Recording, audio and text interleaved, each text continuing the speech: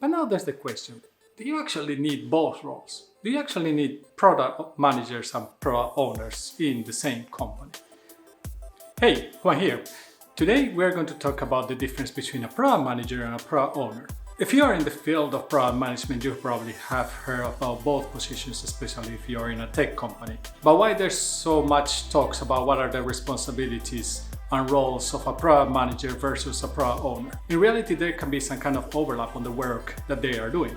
And this is where the discussion comes from and where the confusion for some people comes from. So today we are going to talk about what a product manager and a product owner are.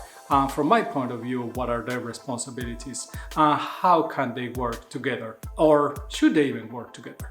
So the product manager position has existed already for some years. So it's relatively well defined what a product manager should be doing. So typically the things that being a product manager is going to entail is that you will work with defining what is the vision and the strategy to get to that vision for your products. Your products can be either physical products, it can be tech products, it can be software products. Of course, once you have defined your strategy, you then are able to define what is your roadmap. What are the features that are going to be able to take you closer to this, to achieve this strategy and take you closer to your vision. And this will mean that you will be working on what is the roadmap and what is the new features that are coming in the future for the product. So this can be in some months or it can be even 1 year from now. As well, the product manager is going to work within the team. It's going to work with other stakeholders. It's going to listen to new ideas. It's going to listen to what are the potential developments that are needed in the product to actually figure out what is the proper product market fit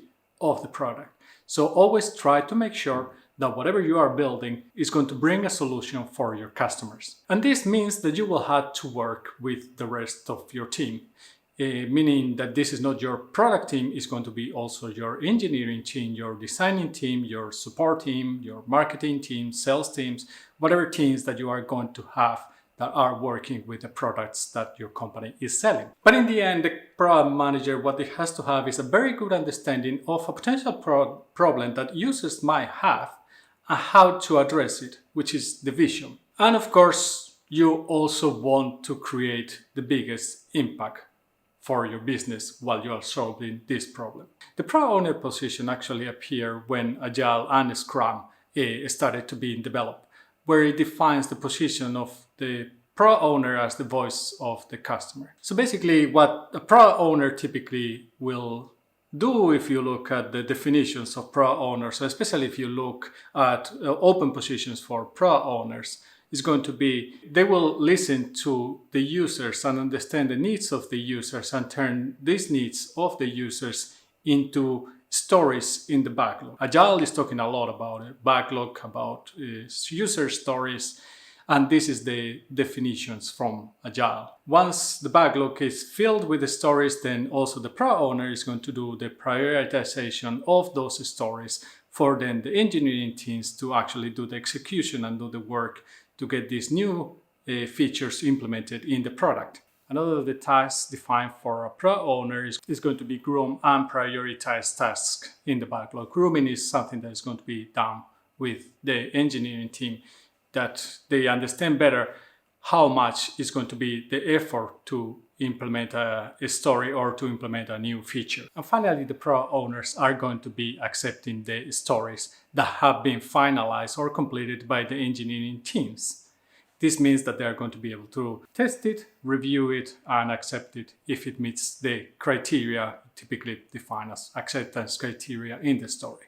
So if we look at all the tasks that we have defined right now for both the product manager and the product owners, then we will see a little bit the development cycle of a product and what is happening behind the curtains. So let's lay them out, all these tasks, and then let's see which ones are the ones that are assigned to each one of the positions. So first we are going to have the vision and strategy. Then once you have your vision and strategy, you are going to be able to implement ideas or features in the product.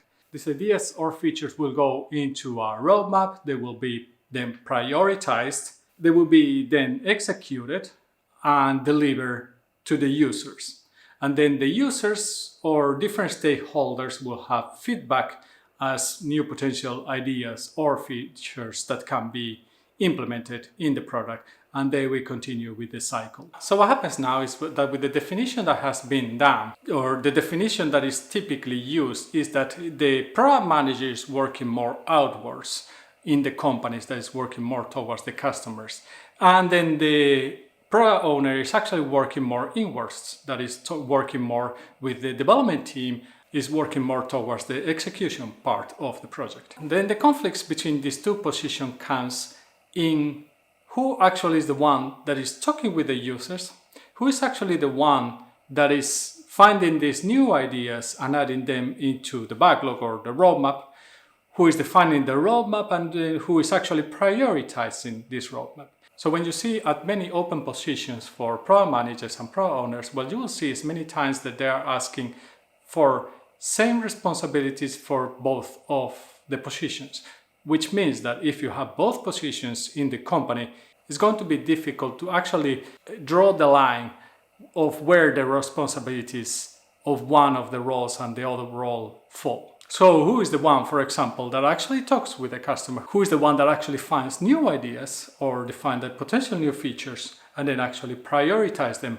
and add them into the roadmap? So if you define the positions as we have seen early on, you're going to have potential problems like product managers that don't interact with their engineering teams and don't know what is going on, how things are being executed, and they don't have this kind of cross-functional attitude within the company from one side. But from the other side, you might have also the product owners who are supposed to listen to the customers, but many times they actually just get the potential new features directly from the product managers and they don't get to even talk to the customers.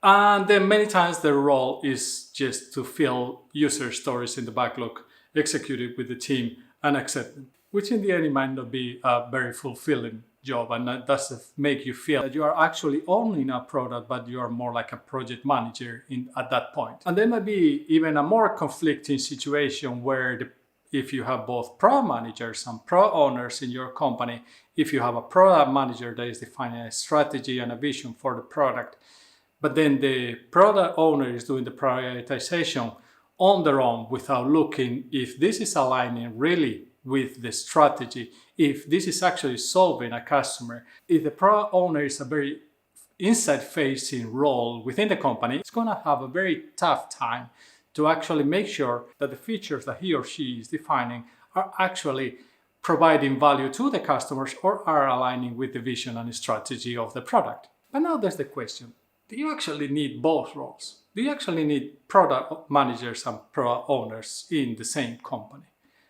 Or can you just live with one of the positions? So one of the articles that I read recently, I will link it down below.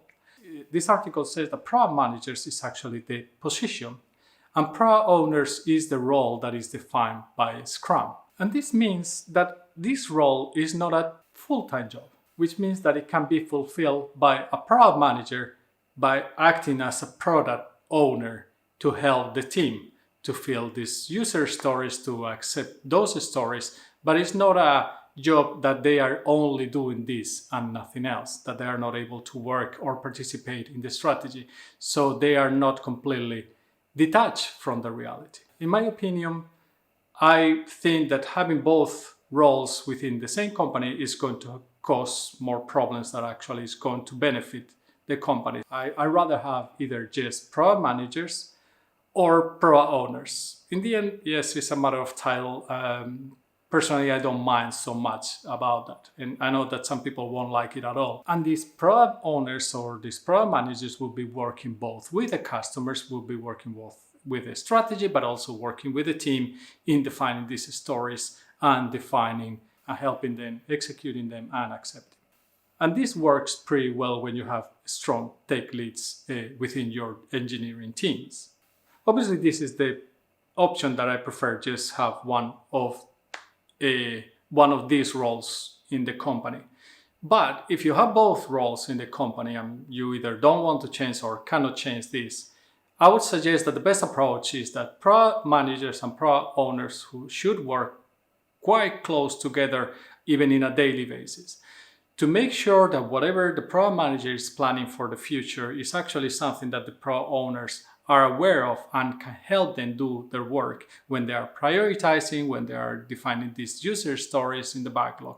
So actually the team is building what is going to bring value to the users. So as a quick summary, you don't want to have in your companies product managers that are detached from the execution part of the projects or the features that they are building.